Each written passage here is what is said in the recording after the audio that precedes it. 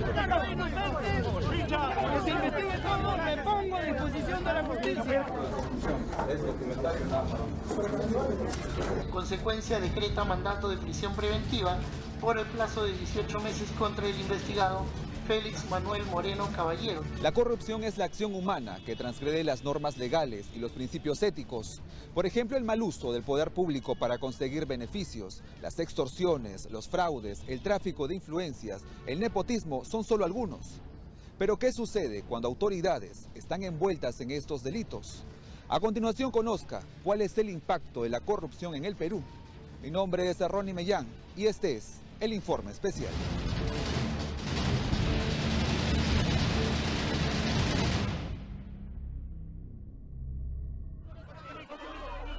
El caso del gobernador regional del Callao, Félix Moreno, quien cumple una orden de 18 meses de prisión preventiva por el caso Odebrecht, se suma a la larga lista de ex autoridades regionales que afrontan procesos por distintos delitos de corrupción y otras sentenciadas por diversas irregularidades.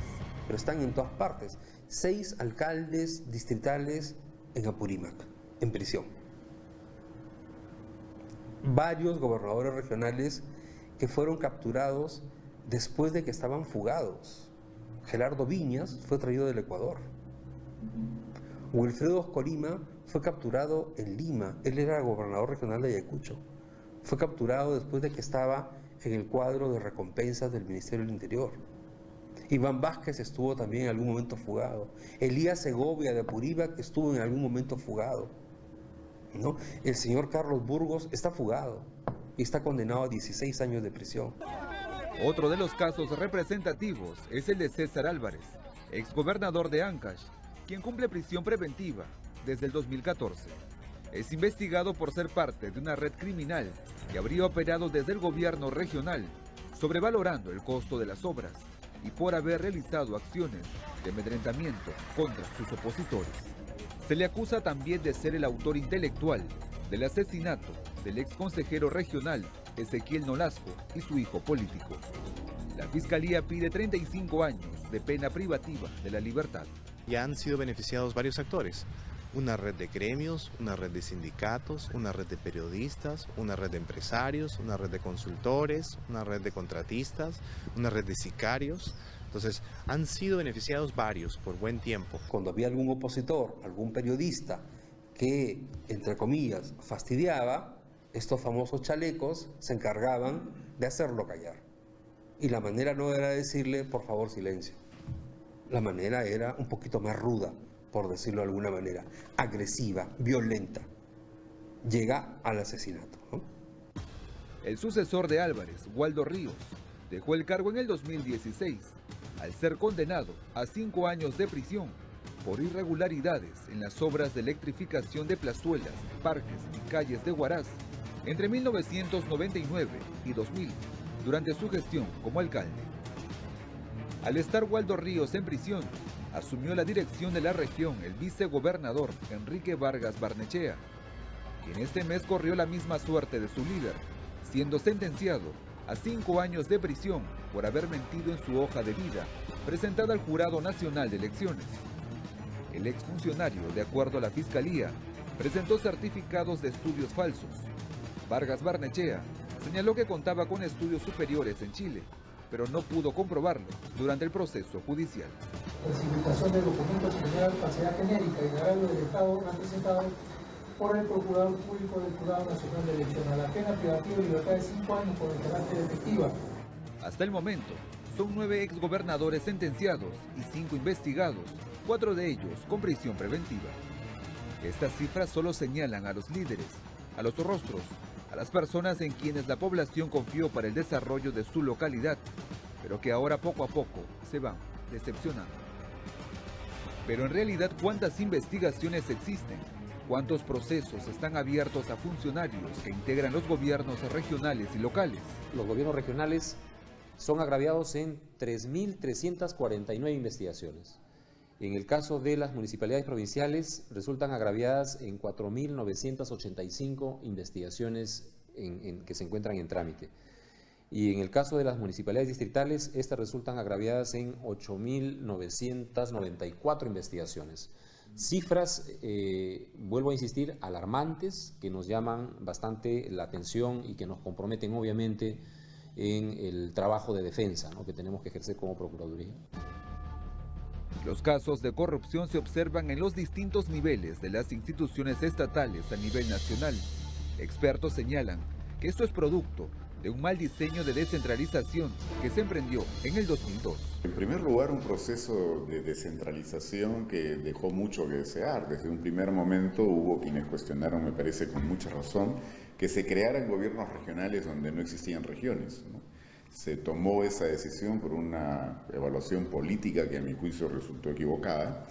Luego se transfirieron no solo competencias, sino recursos, ¿no es cierto?, a estas nuevas instancias, sin que se hubiera hecho una evaluación a fondo sobre las reales capacidades para poder, digamos, asumir estas responsabilidades y no perjudicar a la ciudadanía. Pero de manera muy importante está el hecho también de que se transfieren recursos, ¿no es cierto? Entonces hay ya no solo lo que era el Fondo Común de Municipalidades, sino el canon, ¿no?, y una distribución bastante injusta en muchos casos sobre los recursos o la riqueza que proviene de recursos naturales. Y todo esto entonces nos lleva a la idea de que en buena cuenta la corrupción efectivamente se ha descentralizado. Por ejemplo, entre el 2007 y 2017, el presupuesto de los gobiernos regionales pasó de 17.000 millones a más de 36.000 millones.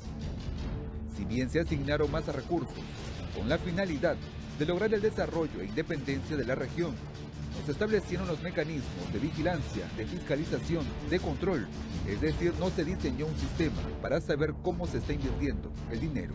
Se ha dado recursos, pero no te ha dado formas de controlarte que gastes bien.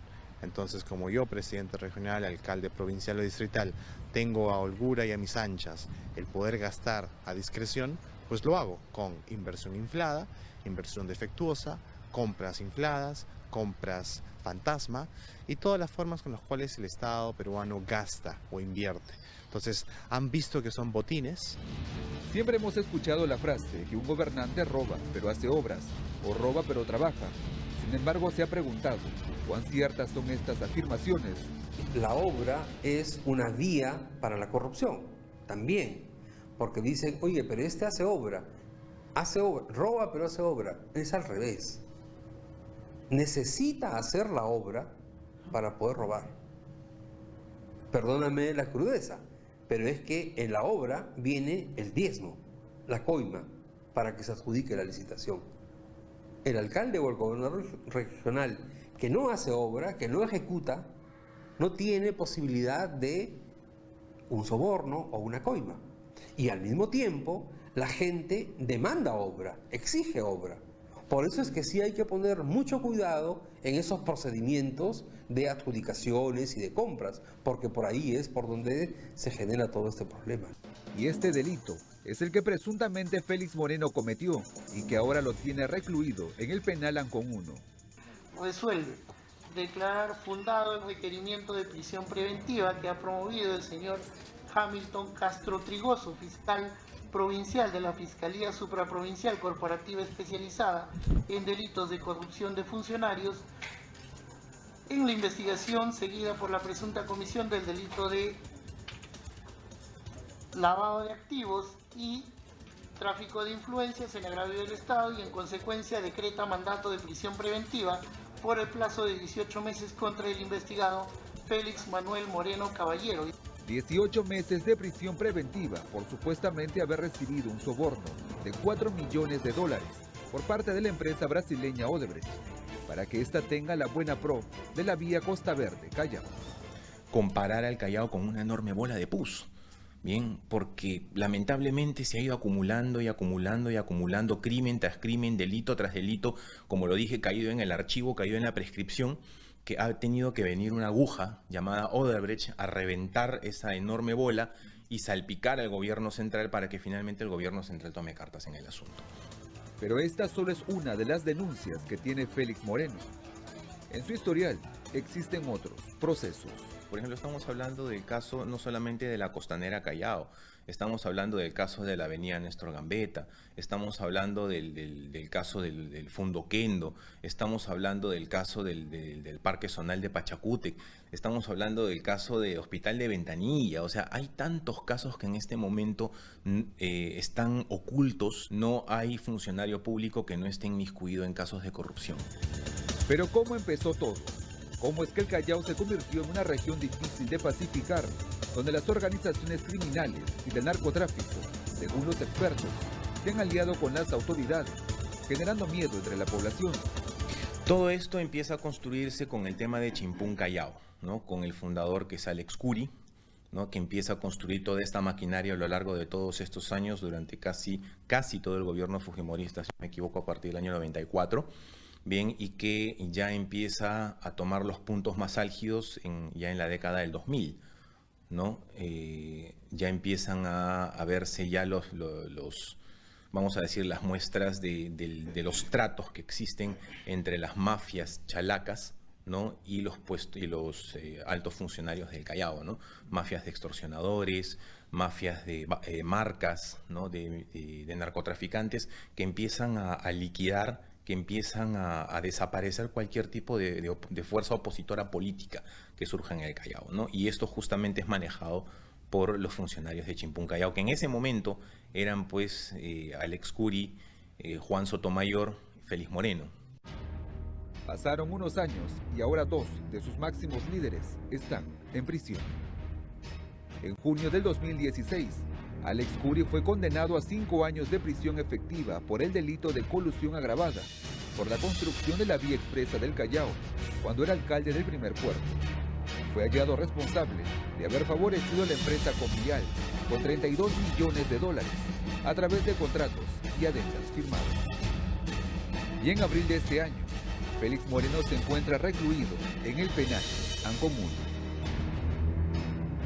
Miembros de diversos frentes señalan que ahora es el momento indicado para seguir investigando a los miembros de Chimpún Callao y así poco a poco terminar con la corrupción. Gestar la unidad contra la corrupción para que se destierre totalmente a los jefes de Chimpún Callao, a sus cómplices y también a todos sus satélites, porque ahora Chimpún Callao ya no va a participar en las elecciones, pero ha cambiado de nombre y se llama Fuerza Chalaca, con lo que van a participar en algunos cargos y allí pues están metiendo a una serie de satélites, ¿no? Gente que ha estado complaciente de ellos durante mucho tiempo.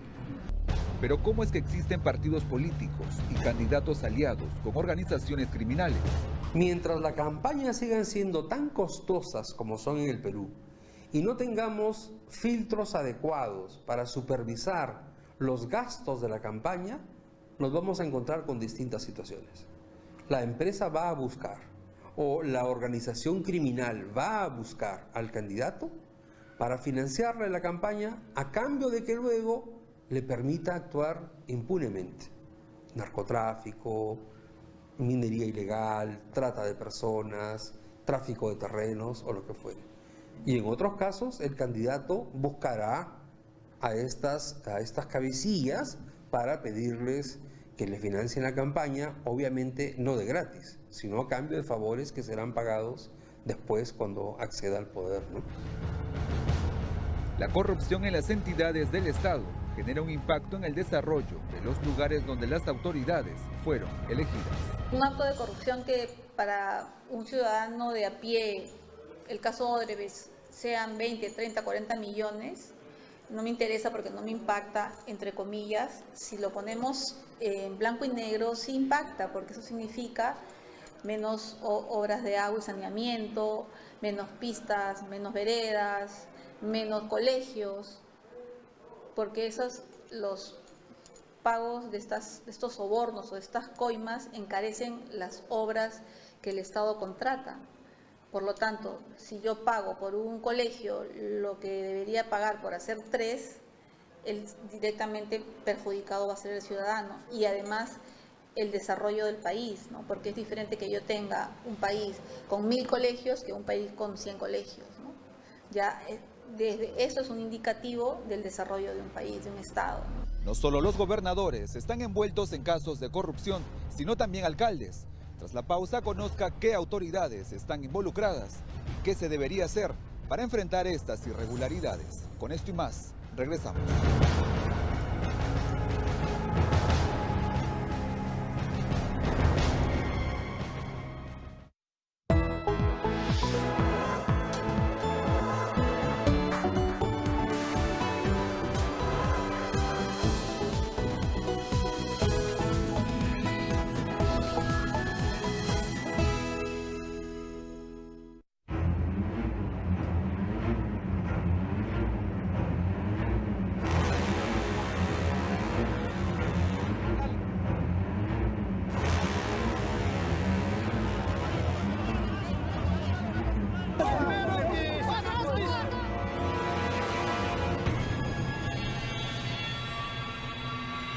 El crimen organizado penetra en el Estado colocando estratégicamente, ¿no es cierto?, a sus miembros, ¿no?, para que desde el Estado, desde la administración pública, se puedan generar los espacios y pueda permitir que esta organización opere, ¿no?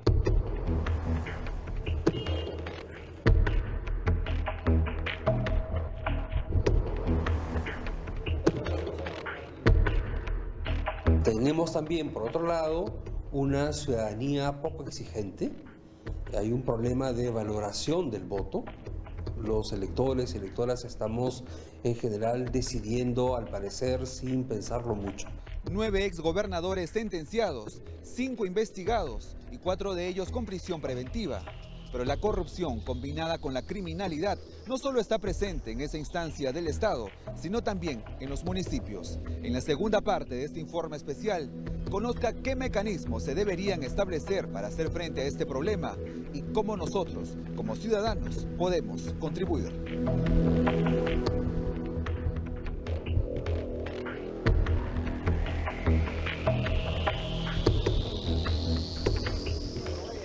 Según un informe de la Procuraduría Anticorrupción, publicado en el 2014, en ese tiempo, el 92% de los alcaldes estaban investigados por delitos como peculado, malversación de fondos, negociación incompatible y colusión. Uno de los últimos casos fue lo ocurrido con el alcalde de Chilca, Richard Ramos, detenido por presuntamente pertenecer a una organización criminal. Conforme la hipótesis del fiscal provincial que lleva a cabo esta investigación, es que el alcalde se encargaba de informarle a la organización criminal qué terrenos eran pasibles de ser invadidos y qué terrenos no. Y cuando eran invadidos, su siguiente función era legitimar esa invasión ilegítima, ¿no? El burgomaestre fue intervenido en su vivienda, ubicada en la cuadra 4 de la calle Miramar. En esta parte de Chilca, las viviendas son muy separadas y modestas. Al menos así parecen por la fachada que presentan. Durante la madrugada del jueves 6 de abril, se inició una operación policial destinada a detener a la organización criminal denominada Los Rucos, banda involucrada en extorsión, sicariato y tráfico de terrenos, de la que Ramos formaría parte. Él fue detenido por los delitos de cohecho pasivo propio. En esta operación también se incautaron 5 vehículos, entre ellos un Chevrolet, además de televisores, laptops, así como 200.000 soles y $30.000 que estaban escondidos en su casa, que incluso cuenta con una cancha de fútbol. Para lograr este resultado, 700 policías y 80 fiscales realizaron detenciones en inmuebles de Chilca, Cañete, así como en Breña, Chorrillos, Cercado de Lima, Miraflores, San Borja, San Martín de Porres, Surco y Pucusaca. La intervención se da a consecuencia de todo un trabajo de inteligencia que ha durado entre 8 y 1 año, o sea, no es una casualidad que se encuentra el alcalde. Ya cuando el fiscal de crimen organizado solicita al juez la orden de detención preliminar, es porque ya tiene el caso prácticamente resuelto, por decirlo así, ya tiene toda la estructura de la organización criminal y ya sabe cuáles son sus integrantes y qué hacían dentro de la organización cada uno de esos integrantes, si no, no lo pide. De los 56 integrantes de la organización de la que formaría parte el alcalde de Chilca, se logró detener a 35. El alcalde Richard Ramos, de 37 años, está inscrito en la organización política Concertación para el Desarrollo Regional Lima, según la hoja de vida entregada al Jurado Nacional de Elecciones. Cuenta con estudios secundarios y es propietario de 2 inmuebles, además de ser gerente general de una empresa de construcción. Ramos fue conducido hasta seguridad del Estado. Ante este panorama de corrupción a todo nivel, donde cada vez se descubren a más autoridades regionales y municipales vinculadas a actividades ilícitas, ¿qué mecanismos se deberían implementar para hacerle frente? Para Gerardo Tábara de Transparencia, se debe realizar la tan solicitada reforma de los procesos electorales, debido a que la ley actualmente permite a cualquier persona postular a un cargo público sin ninguna restricción. Si un delincuente salió de prisión y quiere ser candidato, tiene abiertas las puertas para ser candidato. Hay algo ahí que no está funcionando. O si una persona está en prisión preventiva porque hay serios indicios, cualquiera no va a prisión preventiva. Se supone que tiene que haber la conjunción de la convicción del fiscal y que el juez valore esas pruebas para decir sí, hay razones suficientes para darle prisión preventiva. Puede caer en esa prisión preventiva desde que ocupa el cargo de gobierno regional y sin embargo está habilitado para postular nuevamente a ese o a otro cargo. Entonces hay ahí un problema con la ley que no está respondiendo a esta situación. Además, esta reforma no solo investigará y sancionará a la persona que cometió el ilícito, sino también a los partidos políticos, pues debieron tener filtros para saber a quiénes integran sus filas. Filtros que pudieron haber detectado la procedencia de Richard Ramos, alcalde de Chilca, donde se dice que su campaña fue financiada por la organización criminal Los Rucos. El señor Ramos postuló como parte del movimiento Concertación por el Desarrollo Regional, que también ganó la presidencia regional de Lima Provincias, el señor Nelson Chuy. Los dirigentes de Concertación por el Desarrollo Regional indagaron suficiente sobre lo que había detrás del señor Richard Ramos. La pregunta es, nadie se dio cuenta. Cuando este señor postuló a la alcaldía, ¿no había manera de filtrar y saber de dónde venía? ¿Qué hicieron, digamos, cuando se informó los gastos de la campaña electoral? ¿No se pudo detectar de dónde venía el dinero de este señor Ramos? Porque se dice que era la banda de los Rucos la que lo financió. Es como en el caso de Callao. Chimpún Callao no tiene alguna responsabilidad. El señor Curi, el señor Moreno, la señora Yoconda Tripe, el señor Walter Mori, 3 de ellos presos y 1 con investigación, son militantes de Chimpún Callao. ¿Hay alguna responsabilidad en el movimiento Chimpún Callao? ¿No tenemos derecho a preguntarnos eso y a que nos digan algo? Walter Albán de Proética también va por esa línea. Se debe dar la reforma electoral. Así se tendrá información clara de cómo los candidatos financian sus campañas. Tal como están las cosas, nos exponemos a que el 2018, que es el próximo año y que tienen que haber elecciones para renovar mandatos entre alcaldes y gobiernos regionales, podamos estar en una situación igual o peor.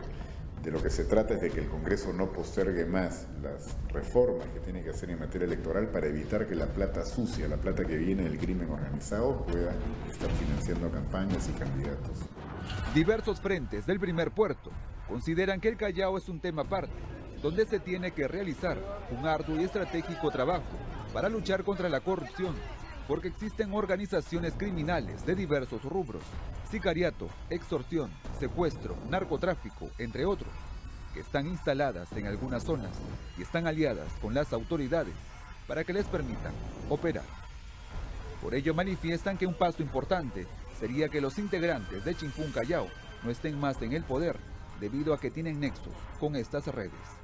Y en este proceso cumple un rol muy importante la población al no elegirlas. Han sido 20 años que Chimpún Callao, hoy día llamado Fuerza Chalaca, bien, ha estado acostumbrado a proceder de esa manera, a apoyarse en un sistema judicial que los proteja para que los delitos no los saquen de los cargos. Entonces se han sentido confiados y los mismos políticos que han cometido uno tras otro crimen van a seguir postulando los mismos cargos públicos. Tenemos a personas muy allegadas al gobierno regional que en este momento ya están presentando campañas. Chimpún Callao tiene a sus líderes en problemas con la justicia. Su fundador Alex Curi se encuentra preso.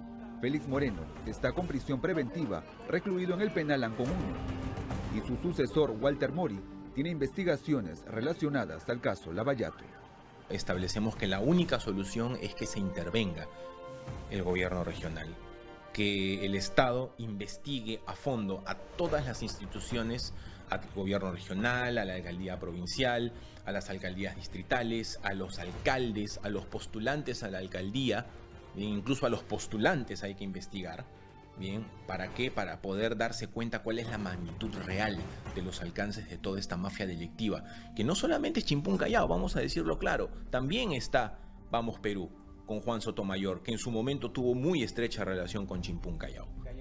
Agregó además que los procesos que se están llevando en el Poder Judicial del Callao pasen a Lima para que tengan transparencia. En tanto, Walter Albán de Proética indica que los problemas de la sociedad en muchos casos alejan a candidatos que realmente quieren hacer una buena gestión.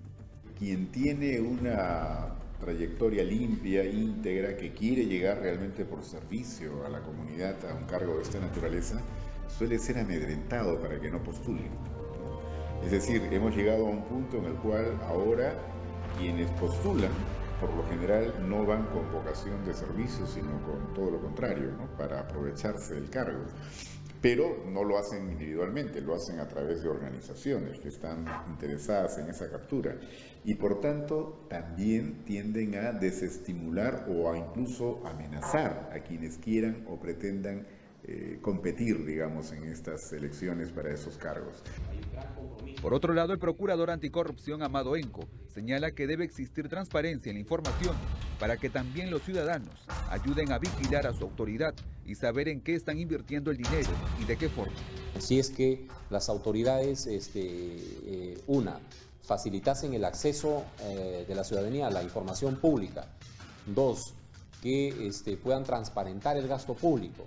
3, que permitan ejecutar las recomendaciones que formulan los organismos supervisores, por ejemplo, o sea, el organismo supervisor de las contrataciones del Estado, el OCE, ¿no? Muchas veces hace intervenciones y formula recomendaciones y muchas veces las autoridades hacen oídos sordos, ¿no? Entonces, creo que el tema de la transparencia, nuevamente en el gasto público, a nuestro juicio permitiría evitar o prevenir muchos casos de corrupción.